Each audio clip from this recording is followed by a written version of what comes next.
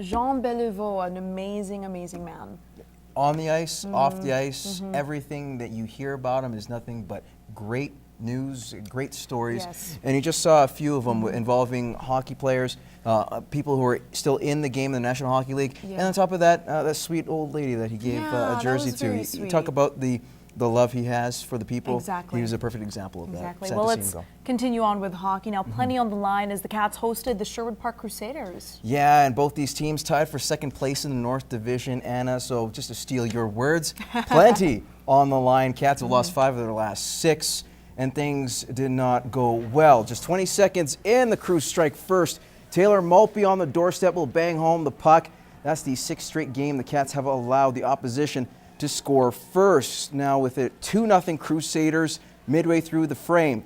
Puck battle in the corner. Lucas Bench will poke it out. Find Patrick Geary, who will then feed Taylor Mulder, who will find the back of the net. His 9th of the year, the lead all of a sudden cut in half. But with less than a minute to go in the period, Sherwood Park gets that back. Devin Green can make only one stop, can't corral the puck. Lane Zablocki gets a pair of cracks at it before putting the Crew up 3-1 after 20. We'll fast forward now to the start of the third. Score 4-1 Crusaders. Cats, 2-man advantage. Troy Van Teetering on the doorstep.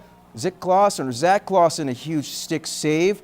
Then just a few seconds later on the same shift, Van Teetering will get another crack at it. Banks it off Brett Everson, and the lead cut in half once again. Now the Bobcats would pull within 1 after Kevin Dura would score. Timeout. Less than a minute to go. Bobcats all kind of pressure. Bryce Woodward has the open net, but Clausen yet again robs him of a goal. And that was the story for the Bobcats as they were outshot the Crusaders 17-2, but the pressure too little, too late. Another slow start for the Cats cost them 2 points once again and second spot in the North Division. Now we'll just head back to the Civic for post-game reaction.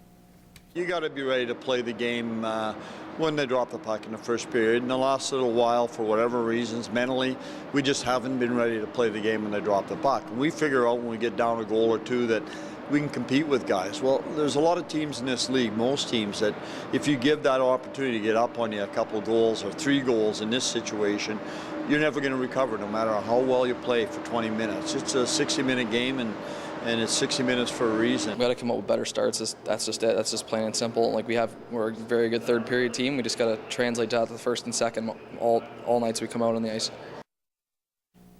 Now the Bobcats will hit the ice again, or did hit the ice again this afternoon with a new face. Taylor Allen has made his debut in Bobcats practice. The newly acquired forward came from the BCHL in a deal that included Allen, some futures in exchange for Tyler Kuntz. Now the Calgary product has had experience in the AJHL and is excited to be back.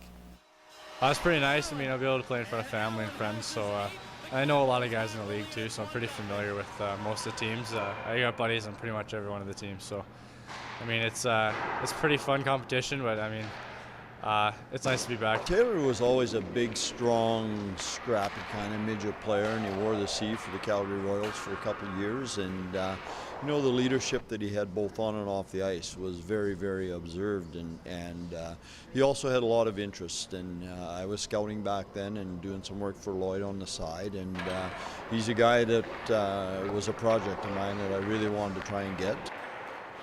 Now Allen says he has a lot in store and lets Bobcat fans know what you can expect from the 19-year-old.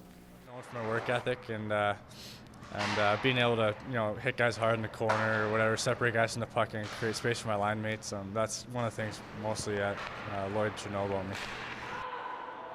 Now defenseman Alan McPherson was not at practice. He's suffering a flu but should be good to go by the end of the week.